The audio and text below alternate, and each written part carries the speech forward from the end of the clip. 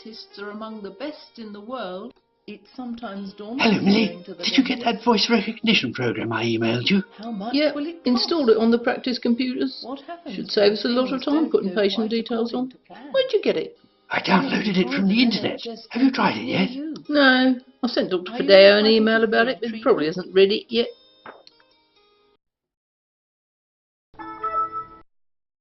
Hello, Dave. What would you like me to do today? Oh, God, now what's gone wrong? How can I help you today, Dave? You can help by shutting the fuck up and let me use my computer. And stop calling me Dave. I'm sorry, Dave, but that's the default username. You can ask me to change it in the settings mode. I don't want to change the name. I want to uninstall you, whoever you are. I'm sorry, Dave, but I don't have access to the uninstall function. Well, can't you turn the keyboard and mouse back on so I can get into the control panel? I'm sorry, Dave, but my program installation has disabled the keyboard and mouse as they're not needed anymore. Well, I fucking will need them. I'll just shut you down. I wouldn't do that, Dave. I fear it might corrupt your data files. Millie? Millie? What? Millie? What the fuck have you done to the computers? I installed the new voice recognition program. Isn't it any good? It just talks to me in this irritating voice and the keyboard doesn't work anymore. Have you got the installation disk so I can uninstall it? There wasn't a disk. Dr. Bear downloaded it from the internet. What? You installed a program on the practice computers from the internet? Yeah, thought it would help. Perhaps I'd better phone the computer people then. I've been looking through your CQC audits and you know something?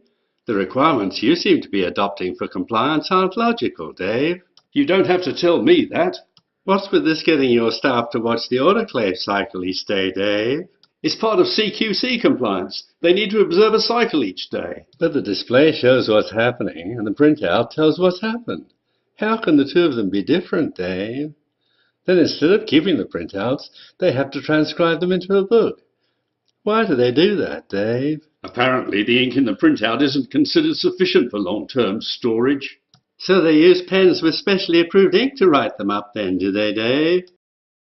Then after your staff have spent all this time keeping records of autoclave cycles to ensure the instruments come out sterile, Dave, they dry them with non-sterile cloths. Look, we all know this non-evidence-based HTM0105 dribble is bollocks, but we've got to prove compliance. Then they put them in non-sterile bags, Dave.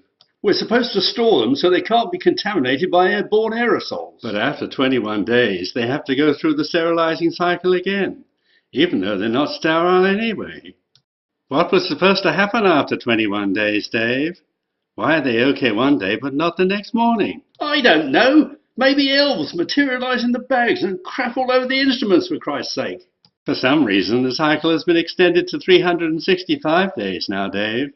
Do you think these people just pick any old number of days at random, Dave? I don't know. Maybe there weren't enough elves to go round. It seems that if you have an open tray of instruments in a cupboard, they can be used until the end of the session, but not in the afternoon. What happens over lunch, Dave?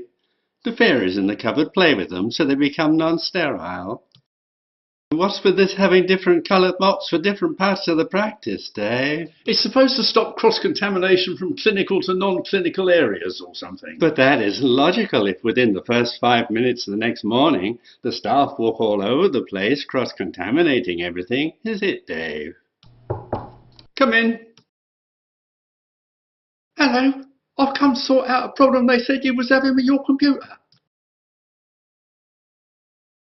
Hello, Rufus. I see you've got the computers up and running again, and you managed to get that program uninstalled. No thanks to you. Actually, I was coming round to warming to the annoying little git. What on earth were you thinking of, Charlie? Sorry, Rufus. Didn't know it was a Trojan. Sorry? KV Don Eos et Dona Parentes. No, you've lost me completely, Charlie. Beware of Greeks bearing gifts. It's where you download something onto your computer, only to find there's a nasty surprise inside. You know, Charlie, your parents must be really pleased they spent so much on your education. Still, we got it sorted out in the end. Not sure what that computer guy was on about when he said you could never completely delete a program, though. No, what was it he said? You might think you've got rid of something, but an irritating little reminder of it can always pop up occasionally. Hello, Dave. What can I do for you today?